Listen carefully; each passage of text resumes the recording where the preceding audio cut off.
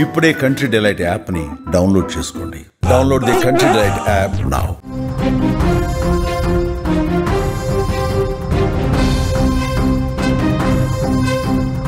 One day cricket చరిత్రలో సంచలనం. West Indies జట్టు నయా రికార్డును క్రియేట్ చేసింది. మ్యాచ్ మొత్తం స్పిన్నర్లతో బౌలింగ్. 50 ఓవర్లు వేసిన వెస్టిండీస్ స్పిన్నర్లు, అలాగే ఒక్క పేసర్ కూడా ఉపయోగించలేదు కెప్టెన్. బంగ్లాదేశ్ పై రెండో వన్డేలో సరికొత్త వ్యూహం. కరేబియన్ బౌలర్లంటే 6 అడుగుల పైనే ఉండే కటౌట్లు, క్రీజ్కు దూరంగా జరిపించే భయపెట్టే బౌన్సర్లు, చీల్చుకుంటూ తీసుకొచ్చి మెరుపు వేగం.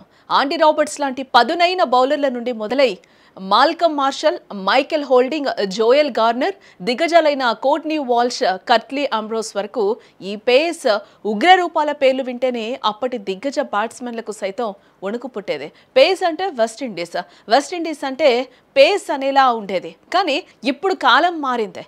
ఫేస్కే కేర్ ఆఫ్ అడ్రస్ గా నిలిచిన అదే వెస్టిండీస్ జట్టు వన్డే క్రికెట్ చరిత్రలో కనీ విని ఎరుగని విధంగా మొత్తం 50 ఓవర్లు స్పిన్నర్లతో మాత్రమే బౌలింగ్ చేయించింది.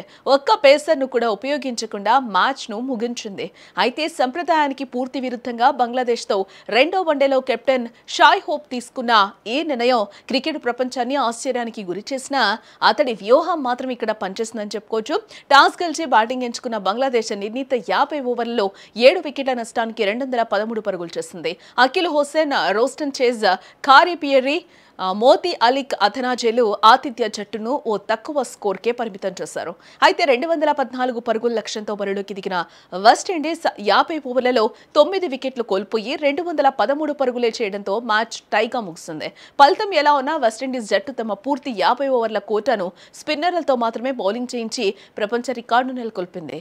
50 ఓవర్లు కేవలం స్పిన్నర్లతో వేయించడం ఇదే మొదటిసారి. జట్లో పేస్ ఆల్రౌండర్ జస్టిన్ గ్రీవ్స్ ఉన్నప్పటికీ అతడికి బౌలింగ్ అప్పగించలేదు. అయితే మొదటి మ్యాచ్లో ఫలితంగా కారణంగానే హోప్ ఈ నిర్ణయాన్ని తీసుకున్నట్లుగా కూడా తెలుస్తోంది.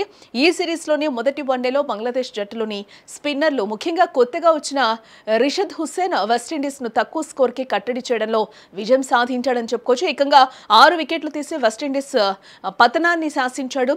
పిచ్ స్పిన్నర్లకు అనుకూలిస్తున్నప్పుడు కేవలం పేసర్లపై ఆధారపడడం సరికాదని మొదటి మ్యాచ్లో చేసిన పొరపాటును సరిదిద్దుకోవడానికి వెస్టిండీస్ కెప్టెన్ హోప్ భావించి 50 ఓవర్లు స్పిన్నర్లతోనే ఇక్కడ బౌలింగ్ చేయించడం గమనార్హం. అలాగే వన్డే క్రికెట్లో అంతకుముందు అత్యధిక ఓవర్లు స్పిన్ బౌలింగ్ చేసిన రికార్డ్ శ్రీలంక పేరిట ఉండేది.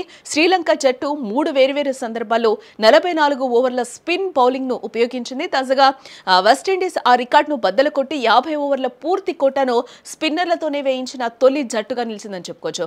మరి వెస్టిండీస్ కెప్టెన్ నిర్ణయంపై మీ అభిప్రాయాన్ని కామెంట్ చేయండి.